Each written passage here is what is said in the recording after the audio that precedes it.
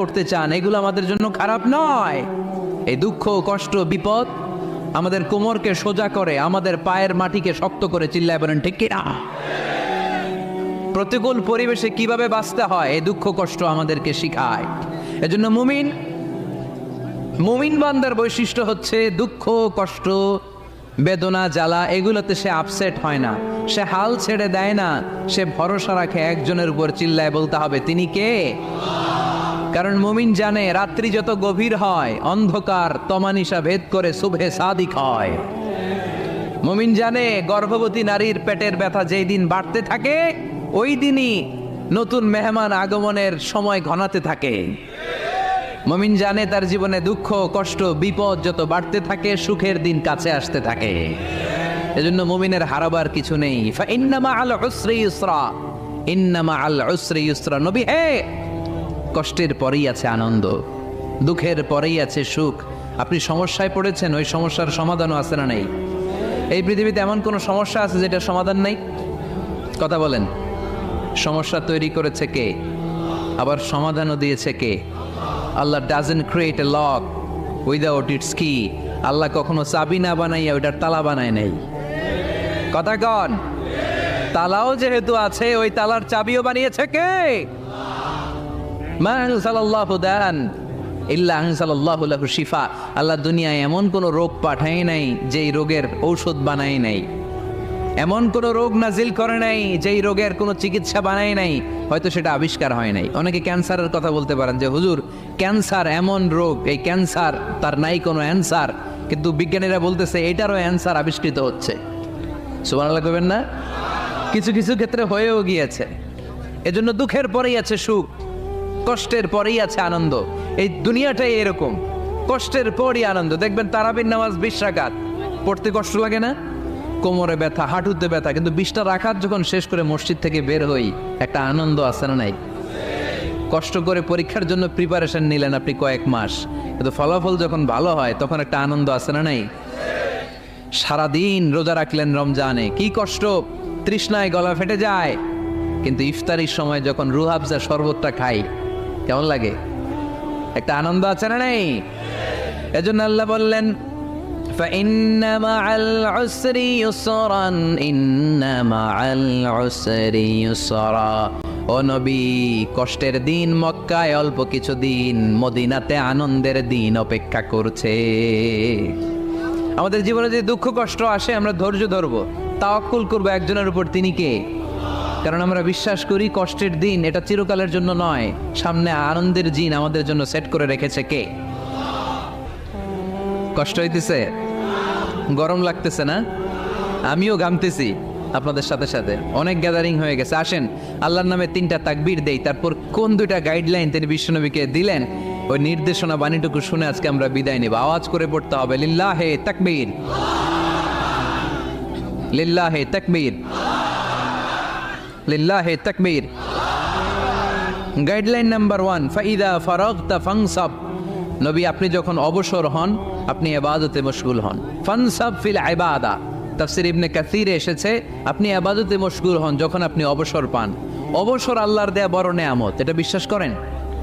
অবসর কিন্তু নেয়ামত। আমরা অনেকেই অবসর সময়কে কাজে লাগাই না, কিন্তু অবসর চলে যাওয়ার পরে যখন ব্যস্ত হয়ে পড়ি তখন বলি হায় রে, অবসরটা যদি কাজে লাগাইতাম। পরীক্ষার পরে 3 মাস ছুটি ছিল, এই 3 মাস অবসরে যদি পড়তাম তাইলে তো আজকে ভার্সিটিতে চান্স পেয়ে যেতাম, ঠিক কি না? এজন্য বিশ্বনবীর আল্লাহ বললেন নবী ফাইদা ফারাগতা ফানসাব ওয়া ইলা রাব্বিকা ফারগাব। মাদানী জীবনে, মাক্কি জীবনে, দাওয়াতি কার্যক্রমের পরে, রাষ্ট্রীয় কার্যক্রমের পরে যখনই আপনি অবসর পাবেন তখনই আপনি ইবাদত করেন, তখনই বেশি বেশি আল্লাহর কাছে দোয়া করে। দোয়াটা খুব শক্তিশালী, কিন্তু আমরা অনেকে জানি না কি করে দোয়া করতে হয়। সিনসিয়ার দোয়া ইজ লাইক এ মিসাইল। আপনারা প্রায় পত্রিকায় শুনবেন আমেরিকা অমুক দেশে মিসাইল হামলা করেছে, শুনছেন? মিসাইল হামলা এমন হামলা কত সেন্টিমিটার বেগে যে কোন জায়গায় অ্যাটাক করবে, যেখানে মারার কথা ওখানে পড়বে। ঠিক দোয়াটা হচ্ছে মিসাইলের মতো। আপনি যদি দোয়ার মতো দোয়া করতে জানেন ওই দোয়াটাও জায়গা মতো যে ভেদ করবে, চিল্লা এখন ঠিক কিনা? কিন্তু আমরা দোয়া করতে জানি না, কি করে দোয়া করতে হয় এটা জানি না। বিশ্বনবীকে আল্লাহ বললেন, নবী ফাইদা ফারাগতা ফানসাব, যখন আপনি অবসর হবেন তখন আপনি দোয়া করেন, আল্লাহর কাছে চান। বেশি বেশি চাইলে খুশি হয় কে? তার মানে প্রথম ঘোষণা হলো ফাইদা ফারাগতা ফানসাব, প্রথম নির্দেশনা হলো নবী যখনই আপনি অবসর পাবেন ইবাদত করবেন এবং দোয়া করবেন, বেশি বেশি আল্লাহর কাছে চাইবেন। 2 নাম্বার দিক নির্দেশনা হলো ওয়াইলা রব্বিকা ফারগাব, সব সময় আপনি আপনার আল্লাহর দিকে মনোনিবেশ করবেন। বিপদে পড়লে ডাকবো কারে? আমাদের অসুস্থতাকে সুস্থতায় পরিণত করে দিতে পারে কে? চাকরির জন্য পাগল পারা, চাকরি নাই, চাকরির ব্যবস্থা করে দিতে পারে কে? বিদেশে যেতে মনে চায়, পাসপোর্ট দিয়ে রেখেছি, ভিসা নাই, ভিসা লাগাই দিতে পারে কে? কিন্তু আমরা দুঃখ কষ্ট বেদনা কিছু একটা হইলেই সবার আগে আল্লাহরে শেয়ার করার আগে ফেসবুকে শেয়ার মেরে দেই। আছে না নাই? আপনাদের ফেসবুক অ্যাকাউন্ট আছে নাকি? কার কার আছে দেখি?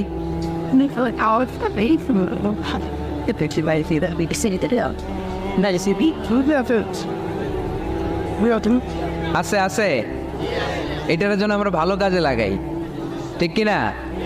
আপনি চাইলেই এমনভাবে ফেসবুক ফ্রেন্ড লিস্ট করতে পারেন যারা ভালো ভালো জিনিস শেয়ার করে, যারা মোটিভেশনাল জিনিস শেয়ার করে, ইসলামের পক্ষে কথা বলে। আপনার এক একটা শেয়ারে অনেকের জীবন বেঁচে যেতে পারে, ঠিক কিনা?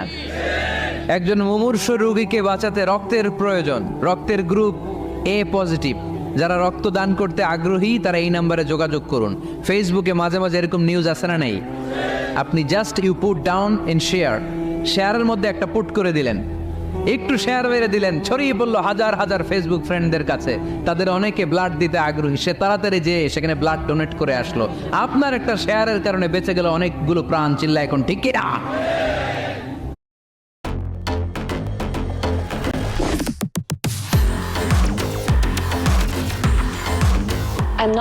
ঠিক কিনা? রক্তদানের মতো শ্রেষ্ঠ ইবাদত হতে পারে? আমরা মনে করি শুধু জিকিরি ইবাদত, আমরা মনে করি শুধু নামাজি ইবাদত।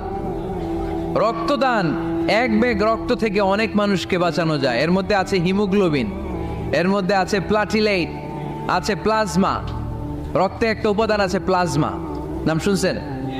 আগুনে পোড়া রোগীকে বাঁচাতে এই প্লাজমা লাগে। হসপিটালের বার্ন ইউনিটে যেয়ে দেখবেন মানুষ কিভাবে চিল্লায়। নুসরাত নামে একটা মেয়ে মারা গেল না?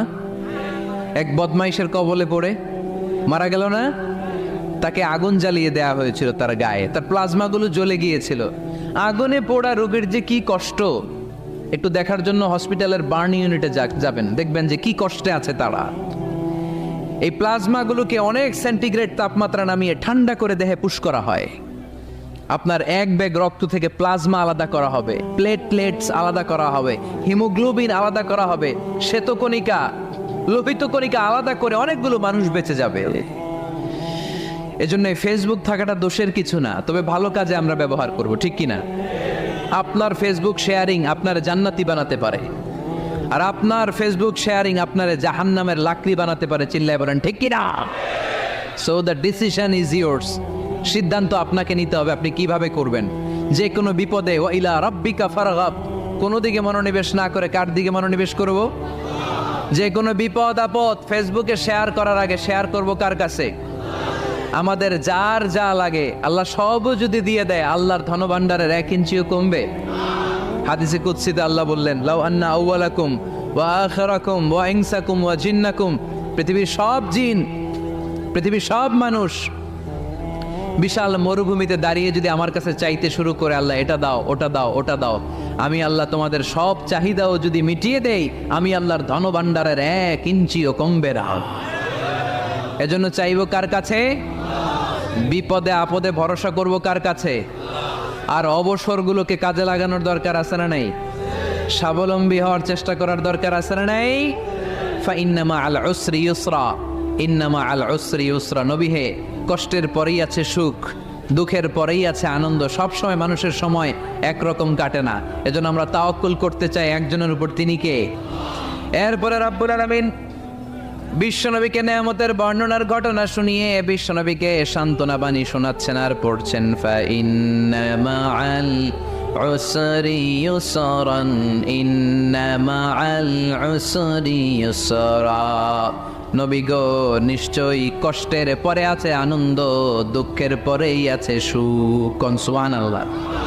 কষ্টের পরে আনন্দ, দুঃখের পরে। The struggle is in permanent in our life. দুঃখ কষ্ট এটা আমাদের জীবনে পার্মানেন্ট না, এটা সাময়িক। আচ্ছা আওয়াজ করে উত্তর দেন তো, এক বছরে কয়দিন আপনাদের ফরিদপুরে? কয়দিন? 365 দিন। গত 365 দিনে না খেয়েছিলেন কয়দিন? 20 দিন, 30 দিন। তার মানে অল্প কিছুদিন না খেয়েছিলাম, সারা বছরই খেয়েছিলাম, ঠিক কিনা? আচ্ছা, তো 365 দিনে অসুস্থ ছিলেন কয়দিন?